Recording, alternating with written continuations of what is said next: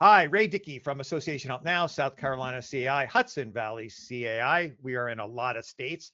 Thank you so much for being here.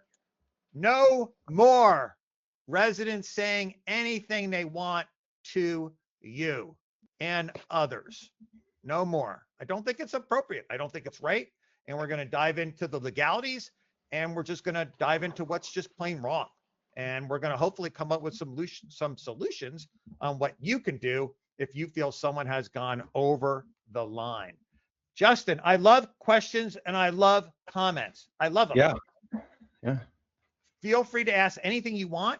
I will relay it. Don't ask anything too top secret though, because you never know. Maybe I could make a mistake, but I haven't made one yet. So once again, if you need CEUs, use that question or comment feature and just let me know you need CEUs.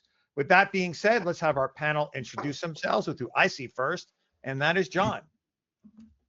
Hey, it's John Legumina from the Legumina Law Firm in Westchester, New York. We represent condominiums, co-ops, and HOAs from New York City throughout the Hudson Valley areas. Greg. Good morning, everyone. Greg Drelli with Drelli Insurance Agency. We're located in Cold Spring, New York, and we have Community Association Master Insurance Policy Programs for associations throughout the Hudson Valley and surrounding tri-state area. Justin is new. So happy to have you, Justin. Thank you. It's good to be here. I'm Justin Bailey. I am an on-site community manager for Heather Glen Community Association in Little River, South Carolina. We are a large-scale community with over 1,120 homes. Yeah. Justin was a lifesaver for me at the South Carolina Expo. His job was to run after speakers, and there were lots of them, and it was a lot of running. Right, Justin? It was, yeah. It was something like 17,000 steps a day. It was a good time. And Justin said it would be okay if I mentioned this. We may have a new record on the panel. Everyone knows, Justin. John and Dave have a huge amount of kids. They have like 4 kids each. Justin, how many do you have? 7. My wife and I are a blended family. We have 7 kids. So 7 kids, and he's going to Disney World. And he's starting a GoFundMe page. No, he's not, because that's no. Justin, let us know what the final bill was. I would just so sure. I can know. I'm sure it's going to be too much. Way too Dave much. has 4 kids too. So, Dave Chesky. Hi everyone, Dave Chesky with the Falcon Group, Executive Vice President. We are a full-service engineering, architecture, and reserve study firm providing services to community associations all over the country. All right, and Dave Byrne. Top of the morning. My name is Dave Byrne. I am the chairperson of my law firm's community association practice and Selgrim and Aaron. And like John, we represent HOAs, condominiums, and homeowners associations. My clients are in New Jersey, New York, and Pennsylvania. All right, and a lot of comments coming in already from the audience. Thank you so much. Looking forward to this. Tired of the board being beaten up. Tired of the board beaten up. I once had a homeowner say to me, "I know where you live." I told them, I certainly hope that's not a threat. We are definitely going to have some real examples here today also. So there's a lot to cover. So in the beginning, I think we're just going to kind of cover residents treating boards and managers badly. But then if we have time, and we'll make time, I'm going to cover board members, what they should not be saying to managers, because we have to admit that's out there. So we'll do that more towards the end, and we'll see what everybody picks up. So this isn't about silencing residents. It's about protecting the people who serve them, who help them. So let me start off with a poll, and I'm going to use the question feature for responses. And this is a scenario. And I want you to tell me if it's good or bad. And I'll use Greg, do you want to do voice impersonations today, or do you want me to handle it? You can handle the impersonations. Send me another violation. You're going to regret it. I'll come down there and deal with you myself.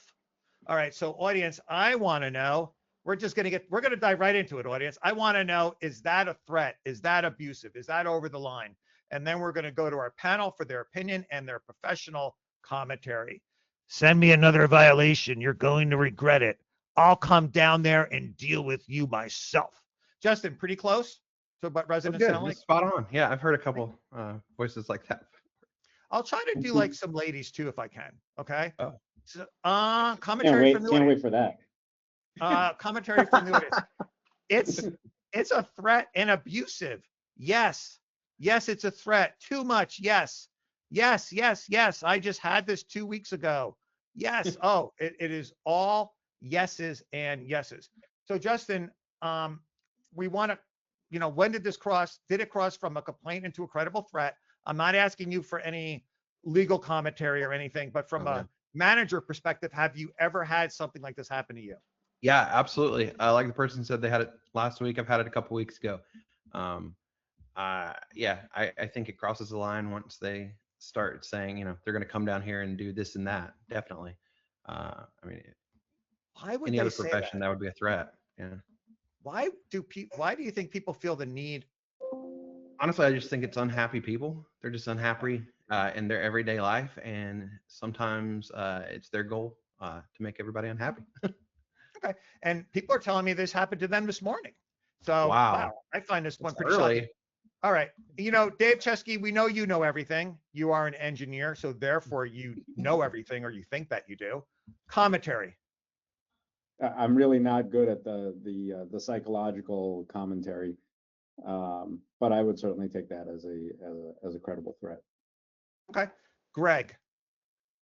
My commentary would be, how did they do it? Because when this gets questioned later, you want to be able to document what was said and prove it, and not get into a he said, she said situation, and have them backing out of it.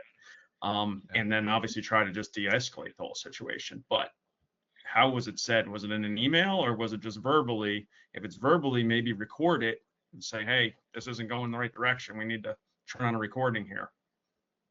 So a couple people actually did mention that they've had threats like this in writing, which I thought was interesting. I'm just kind of catching up here with a lot of people saying they've had to actually lock up the clubhouse in these situations. Wow. All right, so let's start off with John, our two attorneys here today. John, is this over the line? Is it criminal? I guess let's start there. You're missing the element of causing harm. If the message was, you're gonna regret it, I'm gonna come down there and kick your butt, that would be different. But I don't see that here. So I doubt the police would do anything with this. Okay. Dave, I was thinking the same thing. Like, this doesn't mean the guy's going to come down there and hurt you. He could be just coming down there and he wants to deal on the issue with you. What do you think? I agree with John. I also think I don't know what John thinks about this, but these are the kinds of things that I always find challenging as association counsel, because boards or managers, as the case may be, are expecting me to have an answer for them, and there just isn't one. So when it comes to this particular threat, I think there's almost nothing that can be done. But even if there is a threat of actual violence, I don't know that I have. As I said, I feel frustrated as a lawyer for the association. I don't really have an answer, and I don't think the police are going to care either. But if they do, great, you can call them. But as a Don't get ahead of association, me, I Dave. don't know that we have much help for the person. Let me get there where we cross the line and we get into actual threats of real violence. So let's stay within these gray areas right now. John, I'm going to throw this at you. So you don't feel that it's a criminal complaint. How about from the, I'm going to ask you from the association standpoint. Let's say it's a manager and they're subject to this. Should the board take action? But yeah, I think you certainly, as a board, can say, hey, you need to cut it out. You agreed in your bylaws to be, to this regime of a unit owner or elected board of volunteers that manages the property. You don't get to go in there and dictate to them and tell them what to do and threaten them and abuse them. So yeah, you have also rules against nuisances, and so you could approach it that way. All right. So Dave, I want to be careful because I don't want to get sidetracked today and get involved in every aspect of too deep into nuisances and things like that. I want to stay focused on these kind of threats. I could argue that why would it be any different for the board? This guy isn't threatening anyone physically. He's just saying he's going to come down and deal with it. But do you feel that the board should take action on this? I don't know what action there's to take. I mean, it's a private corporation where people act rude sometimes. I mean, my focus would be on sort of the employment contractual aspect of this. Like, the management company slash manager is absolutely supposed to be free from, this kind of workplace nonsense. And so the association may have some legal obligation to do something, but that may be simply like locking doors, putting up cameras, letting the manager work remotely, that kind of thing. I mean, there's really no like in my view, there's no legal mechanism to sue a guy to keep him from sending rude emails.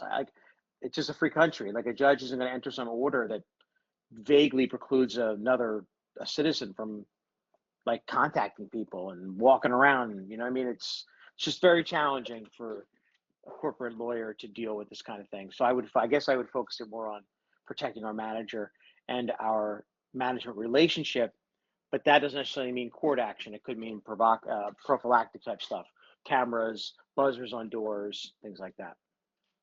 The commentary from the audience is that many of the managers feel the association has their back and many of them don't. It's basically all over the place. People are saying basically my association has a behavior policy that people cannot be harassed and abusive, and this would not be tolerated. And then I have other people just saying we're 100% on our own with no backup whatsoever. Justin, I'm not putting you on the spot for your situation. I want to be careful today. I'm not surprised by the different range of commentary we're receiving. I know that many managers are backed up and many of them are completely left on their own. Do you agree? Yeah, I would agree with that. I've seen it both ways. So I've experienced it that way.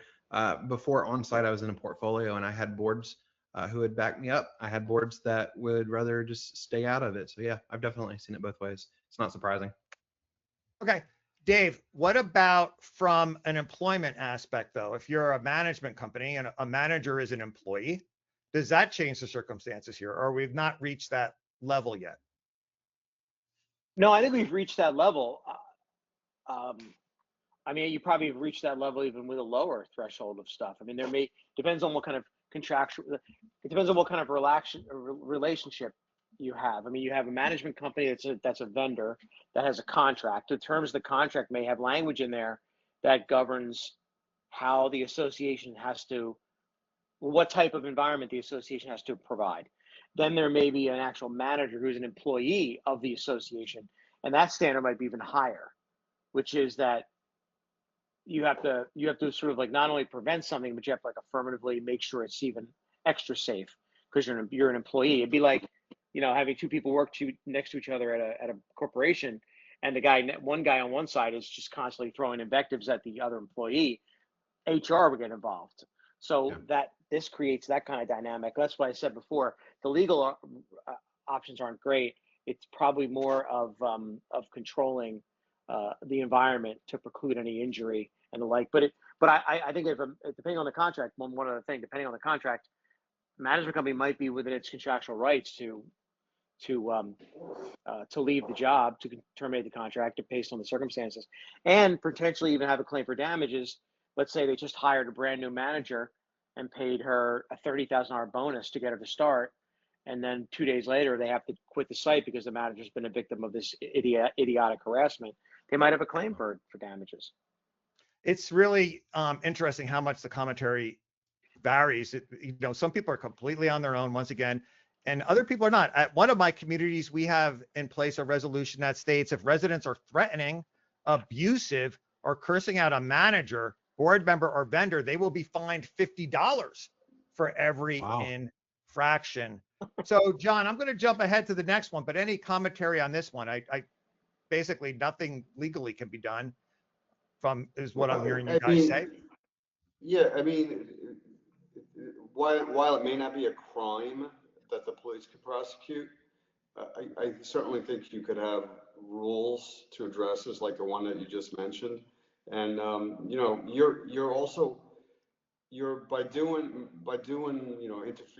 interfering with the board's ability to hire a contractor, namely the managing agent.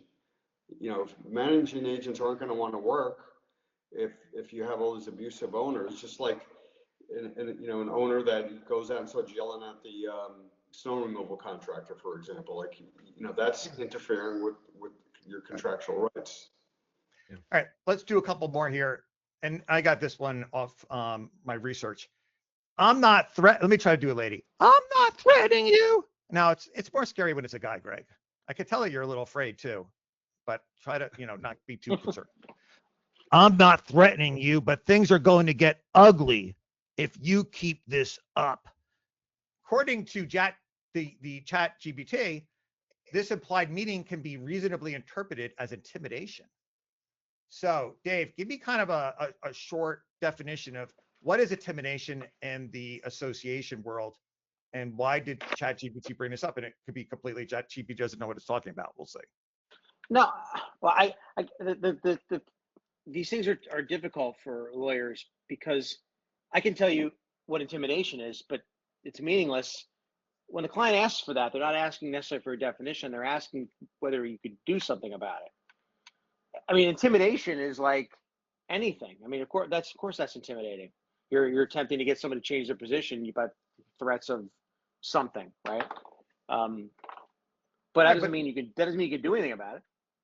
Well, let me throw this at John. There's got to be a line, right? When does the line get across in regard to intimidation? I can't.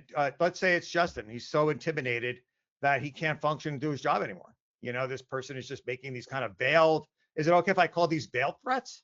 Because I think they are somewhat. Well, yeah. So in New York, there are penal statutes that specifically discuss intimidation, and so there has to be like a pattern. It has to be repeated. It has to be for no good reason, and the person has to reasonably fear for their maybe physical safety, job safety. So there are different degrees of various criminal harassment, stalking, intimidation. Again, that's for the police to prosecute, not for the boards. Right. So the board can't do anything. You have to. Whoever is the victim has to file a first-hand complaint with the police, and Dave kind of alluded to earlier whether they're going to do anything or not. It's up to the individual police department. And Ray, I'll just add in there too. I agree with what John said, and I'll say that once the association starts to sort of get into this sort of like, well, let's get our lawyer to file something, you're talking about having a significant expense. You're talking about gathering witnesses and paying your lawyers exorbitant amounts of money to try to get a judge to constrain in some way another American's civil rights in a lot of ways. And even if you're successful, I can't at all guarantee you to get your legal fees back. So then you turn to the board and you say, okay, I got the guy. The judge actually agreed. The judge ordered him not to email the manager anymore. But did the judge tell him to pay the $30,000 in legal fees? Oh God, no, that's not going to happen. Well, then why did we do it? Well, yeah. I guess it wasn't that important to you then, because the idea that the money's going to come back is a whole different ballgame. And I found that boards are disappointed with the result, that even when they get what they wanted, they find out they didn't get their money back, and they're actually disappointed in the result. All right. I'm going to jump over to Dave and Greg here in a second. Justin, I'm hearing this is what happens during these live streams. We kind of start at point A, and then I start hearing the attorneys tell us, well, you can call the police. Maybe it is a criminal issue. We kind of did a little circle there a little bit. Did you pick up on that also, Justin, or did I misread that? Yeah, no, you're right on it. Yeah, it was kind of a circle. Yeah, you guys did a little bit of a circle there, John. I mean, in the beginning, this was like absolutely not a manner for the police, but I think what I'm hearing is if it's repetitive in a certain case, in some states, the police may be have a recourse. Yeah, but the single complaint that you started out with wasn't sufficient to constitute a crime. But if you have, it has to be multiple and repeated, then it could rise to a level of a crime. Well, that's a big one. Well, that's really, that makes a huge difference, because I think Justin is nodding his head because these are exactly most of the time. Dave, everybody loves engineers. I mean, you basically get cookies when you're walking around communities and stuff like that, and you're a board member. What do you think about this? Have you ever experienced anything like this? Probably not, I guess, but We'll see. Um, I've experienced it at meetings, attending meetings, aggressive homeowners and threatening homeowners at meetings for not, like, when I'm presenting something, particularly when it has to do with fees having to be increased or something like that as a result of, improper funding or having to do a project or something like that, where there's an aggressive homeowner, threatening. Or we do have one board member in my community that could be a bit aggressive, but we know that he's relatively harmless, so we kind of ignore it. But if it ever got to a point, we would probably, call the police and if it was repetitive like that, see if they would do anything about it. If not, then not. We would just deal with it, I guess. Greg, insurance aspect so far, if any. There are. I mean, this basically we're saying depends on who it's between, if it's the manager being harassed or which direction. But this is, I mean, what we're talking about here is a lot of workplace harassment. Really needs to be handled in a HR standpoint, like the lawyers had been saying, where you're trying to de-escalate, you're trying to, do interviews, figure out what occurred, and change the channel and the way things are being communicated to avoid it going to lawyers and becoming a lawsuit. When it does go that route, that's when we talk about there is employment practices liability insurance to protect the property manager for his employee who is being harassed. And in no instance, just for more commentary here, no instance like should the association just look the other way or the property manager on these items. You need to address them. Make sure you don't have somebody who is just repeatedly being bullied or harassed and is building up that type of a case. Audience, I'm going to throw something at you and you can send me some commentary. In my opinion, to a certain degree, Dave's talking about you're not going to get your $30,000 back in legal fees. I think the association has an obligation to protect the manager. And if it costs the association money, so be it. That's the way managers are entitled to have a safe working environment, and so are board members. And if the association is going to lose 30 grand, they're going to lose 30 grand on it. That's just going to be the way it is. I don't think that managers should be objected to this kind of behavior, and I think it's wrong. And I don't agree with it in our industry. But I'd like to see the commentary from the audience in that regard. Let's do one more here. Oh, by the way, John, for the people that do the live streams all the time, John has multiple properties all over the world. Are you in a castle or something? We've never seen this background before.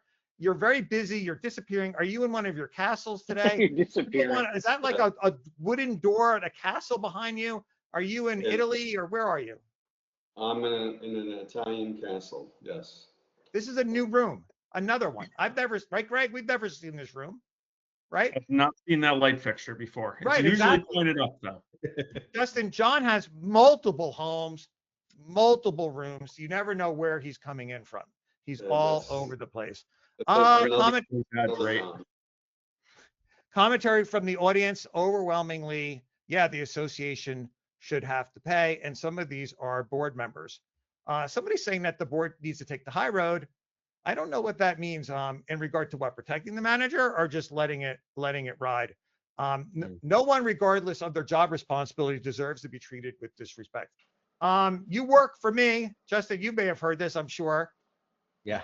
You work for me, so you're gonna do what I say. According to ChatGPT, Justin, and we'll ask the lawyers, this is wrong because it asserts control over the manager and could be considered interference with manager operations. I'm only asking you, Justin, has this ever happened to you? Oh yeah, yeah.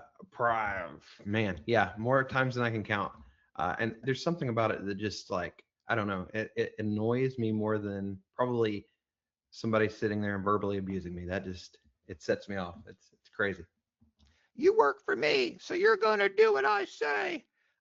John, I don't really see it here as a non-attorney. I can't imagine there's any legal ramifications to this, but is there? Well, I mean, it's good to correct a person that, no, I don't work for you, but there's no crime. I think it's just, I think it's a good opportunity to explain, no, you don't work for them. There's no employee-employer relationship. They're not paying your salary. And maybe explain that, under the bylaws, Owners are like volunteers, and they hire vendors, including a property manager, and go through it that way. Sounds like a complete waste of breath on these people. Justin's nodding his head a bit. But there's nothing else we could do but offer advice and hope that people are somewhat rational. But Dave, I'm sure this is right in the ballpark. What are you going to do about it, kind of thing? Yeah. But I think there's no. I mean, there's no doubt. I don't want to leave the folks with the wrong impression. There's no doubt that these things require association action, regardless of cost. But there's like I don't know what the right analogy is, but there's like a thing, there's the person who sends an email who says, "You're the worst manager. We've had this place for a while. Have a nice weekend," versus, the owner who comes in and tries to, God forbid, put his hand on the manager's back, or, does something, inappropriate, with his hand or something. Like, the latter has to be acted upon in a variety of different ways, or maybe certain things. But the former, so the idea that people shouldn't be treated with disrespect is like a kindergarten thing. Of course they shouldn't be, but people are, but not everything would require the association to do something about it. It might, anything more than just maybe allowing an email to go to a different email box. Like, there's all kinds of different things, but just the nature of disrespect itself doesn't necessarily create an HR response where the association would be liable for something if it happened. But repeated, it's all very, very, it's all very, when you see it, and really case by case, it's very challenging. We're all over the place again. I Yeah. think Justin's nodding his head. Somebody wrote best answer from a very smart man. Wow, I'm very curious who the smart man is, because I get the comments after. No, do we have a smart man on? I'm not. Okay, let's see what happens. No, I'm not going to say that. I work for blank. Okay. That's too much detail, but I appreciate you setting that in. I can't make that one without letting people know what the company is and who the manager is. All right, so let's do this. Justin, help me out here a little bit. Yeah. I'm going to do some psychological reasoning why people are jerks like this, and you just give me a thumbs up or thumbs down from a manager's perspective as an industry, not just his opinion, what you think fellow managers would think. Perceived power imbalance. These people think they have more power than they do over managers. Amplified entitlement. Digital courage. Stress stacking. I don't know what stress stacking means. I write these slides like 3 weeks ago. I never heard of it. Do you know what it is, Justin? Yeah, like the stress of life just stacks up and they explode. That's how I would interpret it. Yeah, that's very common. Yeah, Wow. very common. Thank you. Oh, this wouldn't be a problem in a normal day. Just there's a bunch of other things preceding it that made it be a big thing. Yeah. Yeah, that's how I interpret that. Great job. Did anyone else on the panel know what this is? Dave, by the way, Justin, Dave Chesky has no stress whatsoever. See his coffee? I guarantee somebody got that for him. Before he's on his last sip, someone is already running in to get him a new, fresh cup of coffee. So don't expect much backing from Dave, because his life is so unstressful. He's very, very important at his engineering firm. Very fancy. Okay. Factors, manager and board role confusion. People are confused. They don't know who does what. Okay. Lack of communication protocols. We're kind of dumping this on the association, Justin. Yeah. Sure. Okay. Let me go to the panel really quick on this one. Dave Chesky, we're kind of dumping this one on the association. I think this could be a cause of some of these scenarios. It could be the association's fault. Do you agree? It could be if the association is not transparent. If people feel that they're not being transparent, that could be a perception that is common. I hear it a lot. Greg? And I know a lot of boards really try to be as transparent as possible. But even if they are being as transparent as possible, it could be that there is a homeowner that feels there should be more transparency. So, that can cause issues. Greg, we can't let the association completely off the hook today. I mean, some of these issues can be very aggravating for residents when they're not treated properly. Correct. And you need to make sure they got their proper channels for the information to flow back and forth. And a lot of these instances, the person's upset. Sometimes they're just belligerent and want to get out of a fine or a fee or something like that. But in many instances, they just want to be heard. And by changing the channel or giving them that option, or maybe being able to voice something to a supervisor, could just de-escalate the whole thing and stop it from having these emails and tit for tats back and forth. But then again, you know what? I've been frustrated in life, and I've never told anybody, things are going to get ugly if they don't keep up. So I'm actually going to backtrack on that one. I don't think that's right under any circumstance. That just seems absolutely ridiculous. Some quick tools before we dive back into some. De-escalate helps. Speak slowly and quietly. Justin's nodding his head. Validate the emotion, but not the behavior. Justin, can you expand on that a little bit what do you think the definition from a manager? Yeah, my favorite saying is, I feel your frustration, but and then lead into a different conversation. I think humans just want to be validated, and if you can disarm that emotion early on, it helps kind of turn things around. From my experience. Empathy. People are saying empathy. Is that your go-to line, Justin? I mean, I'm putting you on the spot, but that's one of them. I have a little arsenal, but that's in the top 3 for sure. I understand your frustration. However, you don't go with I feel your pain. No. Yeah, most of it, I don't feel their pain. That's old school. Yeah. I like yours. It's perfect. I think if you did say I feel your pain is maybe too much, right? Because that's not true. I think yours sounds really sincere. A lot of the audience is saying, listen first, don't take it personally. Absolutely. People are saying, let them get what they want to say out. Don't interrupt them. I always say, I understand. A lot of great commentary. This is why I think it's so unfair. Here are some great managers and board members treating people with respect, and they deserve the right respect back. And if they don't, I think there should be consequences, and they shouldn't have to put up with it. Finally, physical positioning. Don't keep getting closer, right, Justin? I bet people probably get your personal space, right? Yeah, definitely had that happen before. Okay. And then finally, just end the conversation if you need to end the conversation. Do you agree? Yep, I would agree. At some point, you need to cut it off. Work has to get done. I understand how you feel, but unfortunately, I am not able to do that. However, let's try this. A lot of great commentary from the audience. I respect your position in anger, but please respect mine with reason. Yeah, that's good. That's a pretty good one. I may want to use some of these, and maybe I'll send them out as an email. I'm not going to identify who said them. Greg, are we at any point with insurance yet? We are on this. It depends on what level things are rising to. Like I mentioned before, there's the employment practices liability insurance that's going to protect for workplace harassment or sexual harassment type claims that are coming through. If the property manager is being harassed, could be coming from the property management company to the property manager, or could happen in the realm of a board.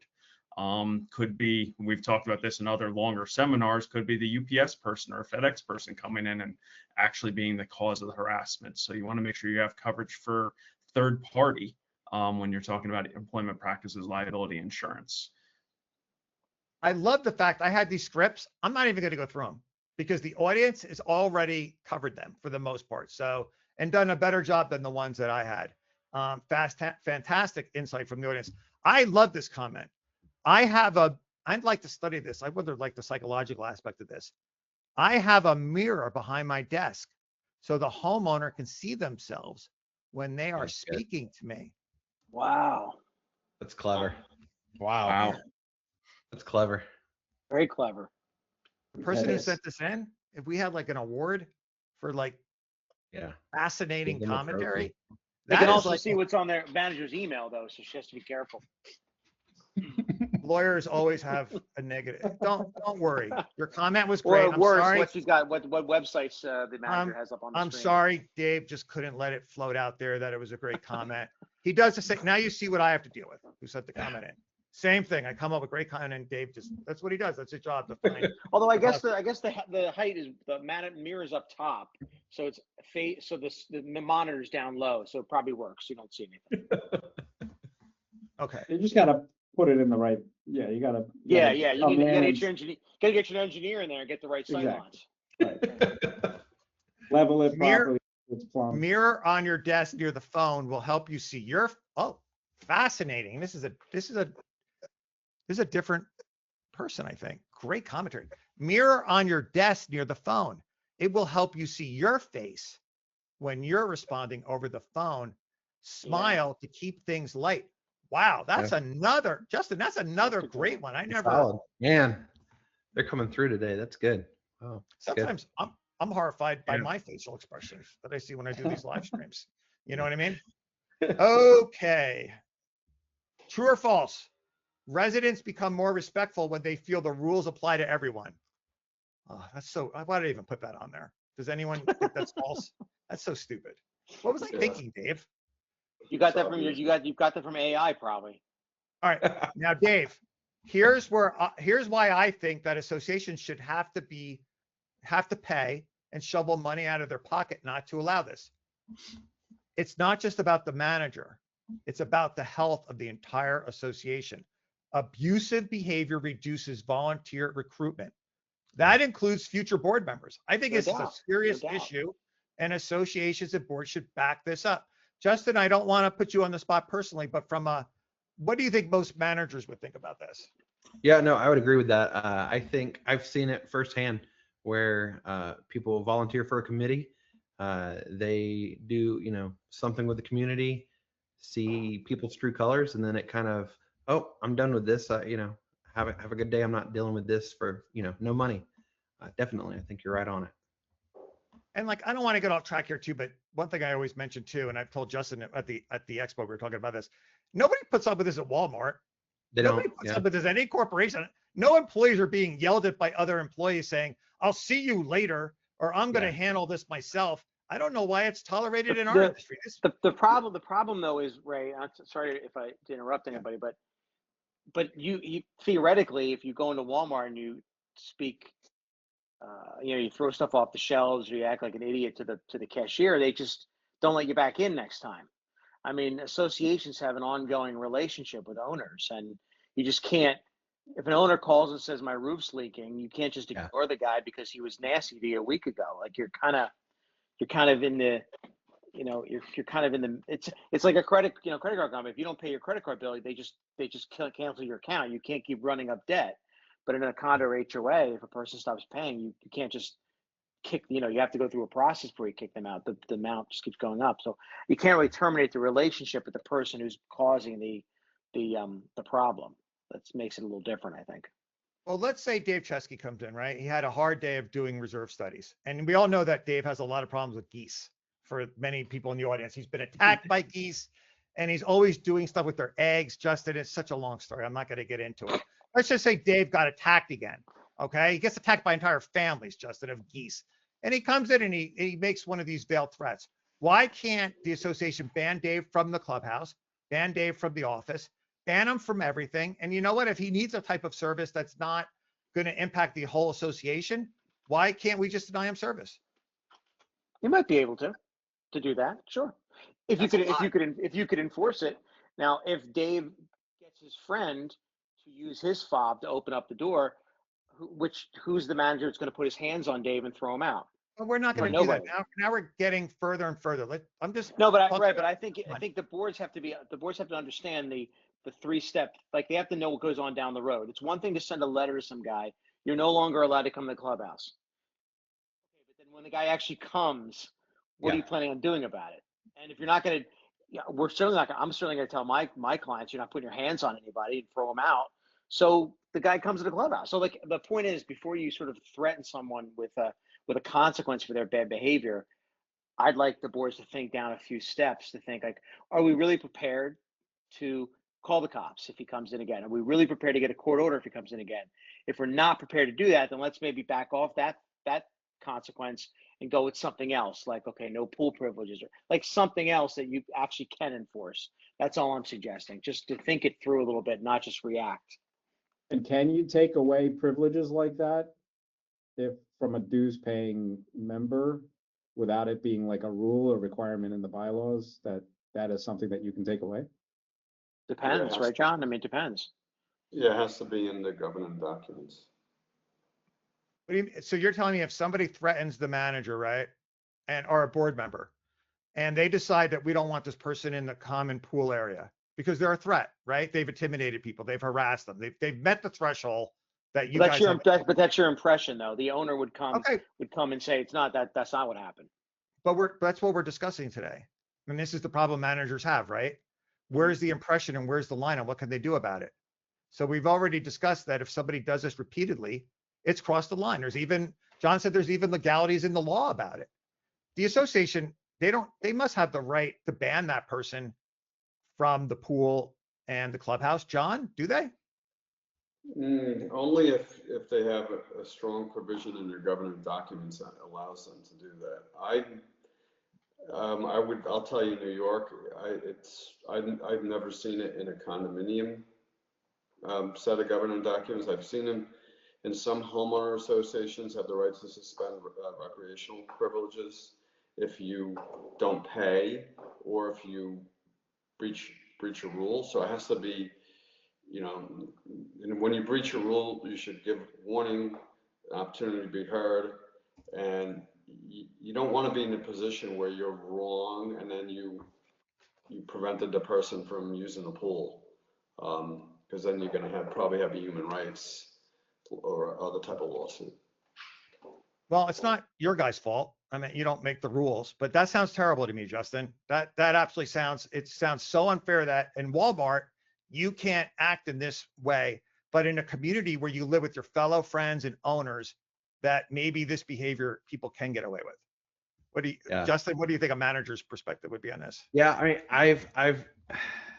I've definitely had guys, homeowners, come in here and chew me out one side and down the other, and then the next day I'm walking the pool deck and, hey, how are you? Good to see you. I think I would have to agree with Dave and John on it. I mean, it sucks. It doesn't make it easier, but if the governing documents don't say that, or yeah, it's a sticky situation.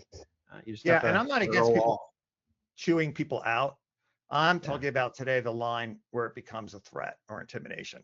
It goes with the territory that people are going to come in and have complaints or want, and they're entitled to that. All right, actions. You can use pre-written language blocks for abusive emails. Justin, I don't know if you do. This is about, you have this stuff already done in advance so you don't make up something when you're hot. Yeah. Makes sense to you? No, I do. Yeah, definitely. I have a Word document on my desktop of just like repeated responses that I don't want to type. That's pretty funny. Delay when responding when emotions are high. Like Dave Chesky, I'm sure doesn't send anything out after he's been a day on the lake battling geese all day. Probably not a good day for him. No, I go take a nap afterwards. Respond to the content, not the tone. Redirect personal attacks back to the process, not the person. Maintain consistently. All right.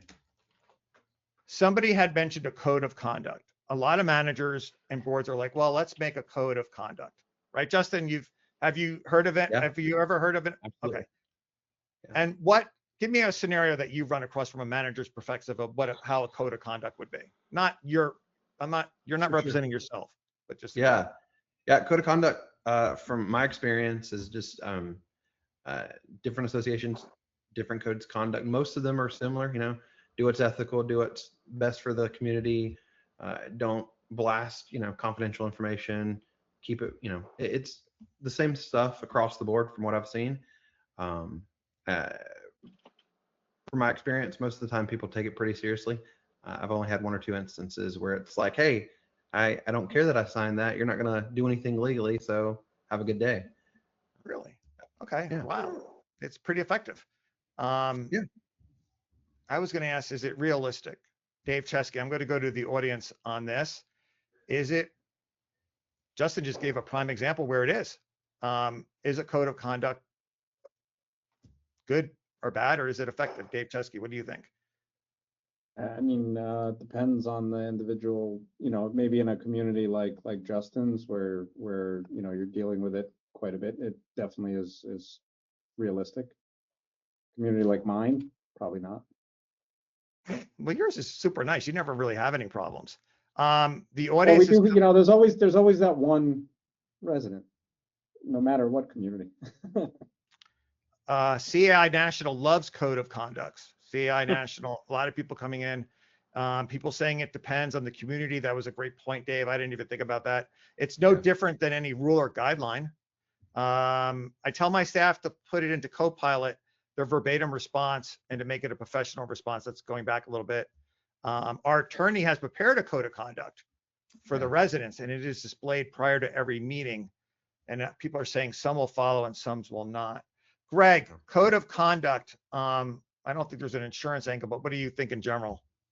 No, but excellent idea. You should have a code of conduct. I mean, if you think about it, it exists in most employee manuals, jobs, handbooks. You're supposed to act professionally and, ethically and follow these rules, as others have said. So it's good to post it and have it. And then, as the attorneys have indicated before, when things aren't going in that direction, possibly just end a meeting, stop the communication, and work on ways to fix it. I'm going to go to John, but Dave, when I come back to you, I'm going to ask, why have a code of conduct unless you're prepared to enforce it and pay for it? Because that's a common theme. So just be prepared. John, code of conducts, what do you think? Yeah, so best practices, that's what code of conduct is. That's what Greg said. I agree. It's good to have. CAI puts a good template out. It's designed to say, hey, we act at meetings. We're one body. We're going to keep things confidential. We're going to have a chain of command, and you could tailor it to your particular association. The problems I've seen are when a board tries to adopt it after they have a problem member on the board, and then depending on how you write the code, to give it teeth. So to make it actually enforceable, you can put a conditional letter of resignation at the end of it that every board member signs, so that if they violate one of the provisions, they get a chance to explain why they violated it at a meeting, and then the rest of the board, it could be unanimous, it could be 2/3, it could be majority, could vote whether or not to remove them. So So it's not in the bylaws, but it's a voluntary agreement that they sign. That's the board. That could get dicey. Stick with the residents. We're talking about our residents harassing, not board members harassing other. We could do that, but we don't have time. But as far as the residents go, any teeth to this thing? It's not warning and fining. Like the teeth that almost every rule is warning and fining. Dave said it before. You're not going to go to court for this stuff. All right. If you get if it's a crime, go to the police. But if you haven't gotten to that level, it's going to be warning and fining. That's the enforcement. So Justin, before I go to Dave, I'm hearing this is a gray area, because now I'm hearing like a code of conduct. If people don't follow it and their owners, you could maybe fine or take some action. But we just kind of went through the whole process where we weren't sure what was a credible threat and what wasn't. Dave, code of conducts. What do you think? Well, I guess you're talking about like in the context with respect to owner conduct, right? Yes, owners. Because then, if that's the case, then if we're talking about that, then they're kind of like things on a kindergarten like bulletin board, like they're like ways to act like a normal human being. But if a person doesn't shut up in a meeting and yells, and you're not gonna do anything about it. I mean, the only option is your legal option, because you can't put your hands on the guy. Your legal option is to cancel the meeting and do it again another time, or not have a meeting at all. Like, so they're really not like a code of conduct to me. If I were to phrase that to a board, I would expect them to interpret that as something that would be enforceable, like a code of military justice or a code. Code implies something that's like legally binding. Really, what we're talking about here is like an instructions on how to act like a normal person because you went to a bad kindergarten class and you didn't learn it when you were a little kid. That's kind of what we're talking about. Yeah. What's interesting though is Justin's perspective has been repeated though in the comments. A lot of people do find this has a positive impact, that people do follow it. And Justin, that was your commentary, right? You have found this code of conduct to be a good tool, correct? Because yeah, I guess I misunderstood. I thought we were talking board or volunteer code of conduct. I've only seen one community with like a resident code of conduct, and it worked. Again, we had people who were like, whatever, but you'll have that regardless, I think. All right, Dave, I know I don't want to get into it, but you could also get easily aggravated because you have problems with kittens too. Remember that time you were afraid of those kittens under the house, and you were afraid, It was not me. It was the kittens were aggravated with me. I wasn't aggravated with them. Right. We remember you were also subjected to a kitten attack one time. What do you think would a code of conduct keep you from storming into an office and being aggravated because you had just had an issue with kittens? No, it wouldn't. Okay. Well, in that case, it's not going to work. All right. I actually saw this. Have you ever heard of this, Justin? Manager and board member protection resolutions by boards. Yeah, I've never experienced that. I've heard of it out Like a there. NATO alliance or something? Is that what? Like Yeah, a yeah, I've never treaty or something? experienced it. Dave, commentary worth doing, not doing? I don't know what is it? It's like a treaty. It's like if your board's saying if a guy punches you, it's like a punch on all of us. Like what does that mean? I have actually heard of it. It's like where a board makes a resolution that you can't harass board members here or there. But once again, we're back to what's going to be the teeth of it, right? Yeah, they already. I mean, you're talking in circles. I mean, to me, this in a lot of ways is a discussion that is it's more about non-lawyers, because lawyers will, at least my perspective is, we'll tend to talk about enforcement and like solutions, like legal solutions. The more productive conversation may be like, what do you do in like the regular day-to-day approach to life when you deal with difficult people, and that's more like a discussion for people that are actually on the front lines, like managers and board members and responsible owners, and like sort of what they do to resolve disputes and what they do to take the temperature down. When it gets to me, I default to, or at least maybe I'm asked to come up with legal ideas, and there really aren't many. So like the better discussion is sort of like what we can do to not even have to get to that point. I will make sure that we leave time to do that. And that would be a great closing thought, Dave. Posting the rules, we already mentioned that people like that, and templates for etiquette is big thing. All right, really, really quick. I want to fly through this. Board members, are they hired at a higher standard, John, on how they treat managers because they do have power over them? Do they have to be more careful what they say to managers? I mean, as opposed to unit owners, I mean, yeah, Sure. it is a different relationship.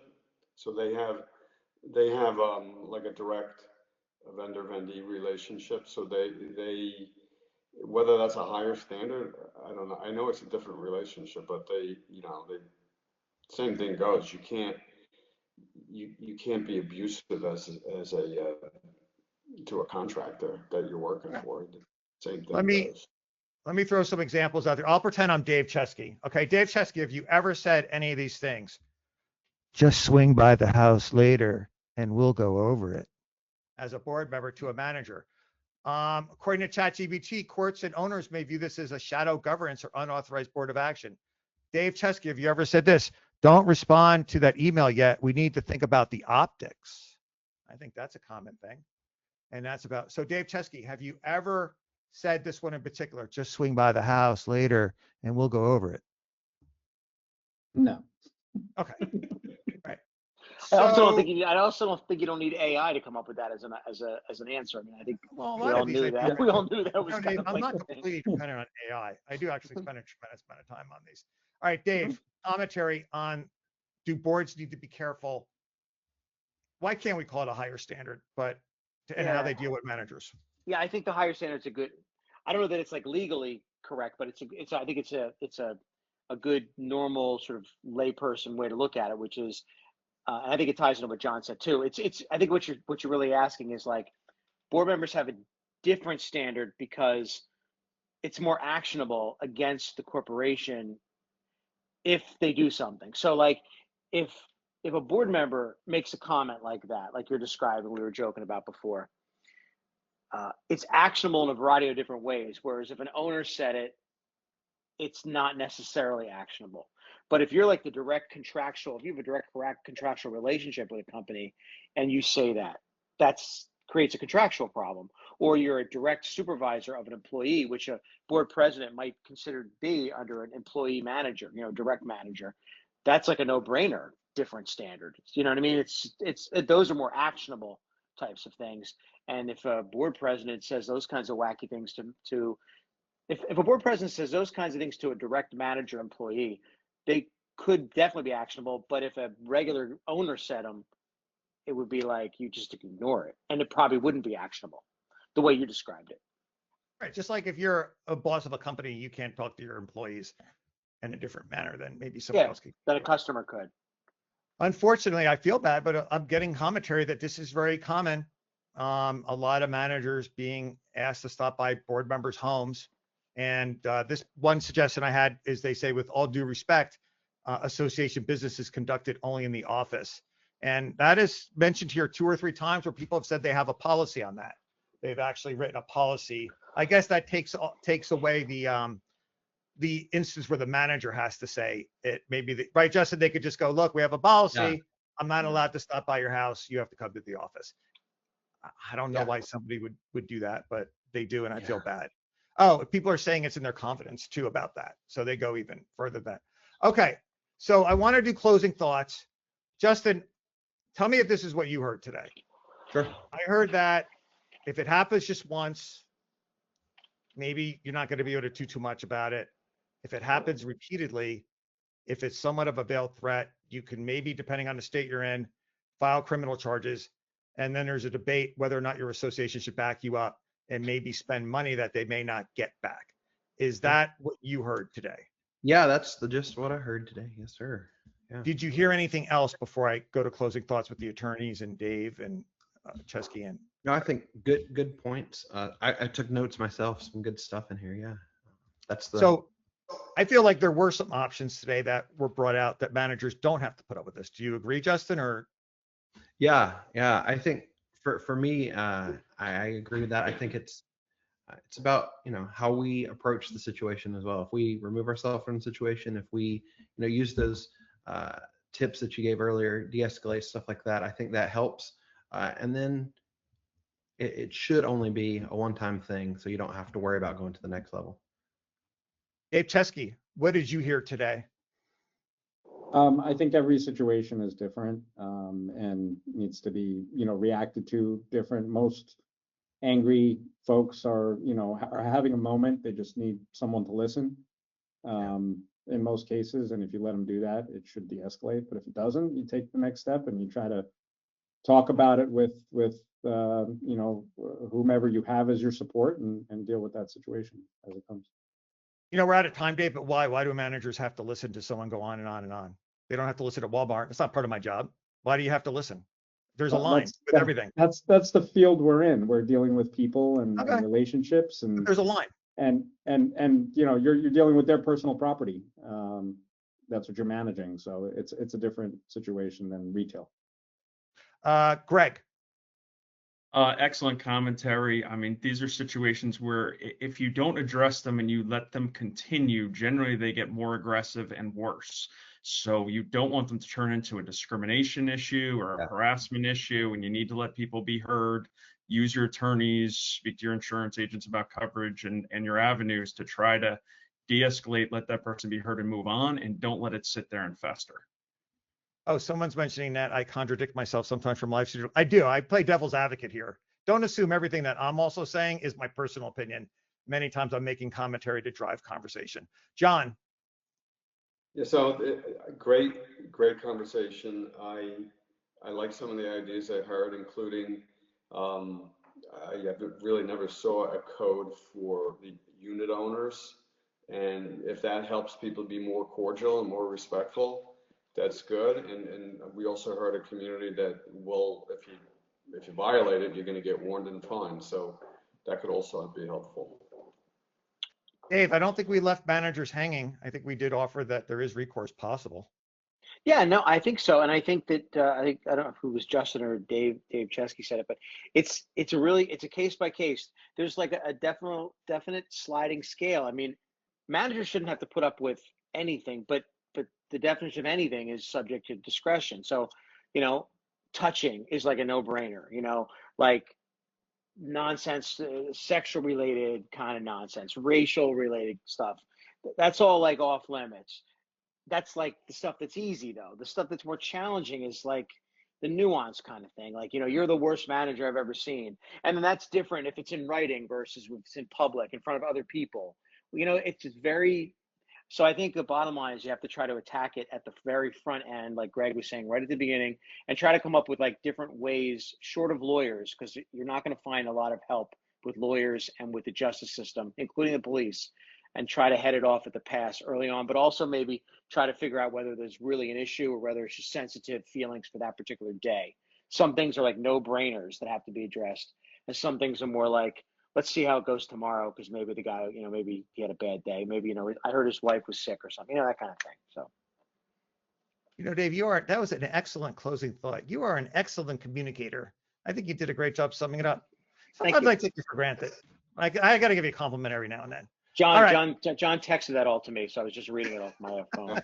I want to thank everybody for being here. I hope we helped a lot. This was a kind of a gray area one, and it was kind of a touchy subject. So anyway, thanks everybody for being here, and I look forward to seeing you next time. Bye, and thanks Thanks. panel. Bye-bye. Bye, everybody. Hi, everyone.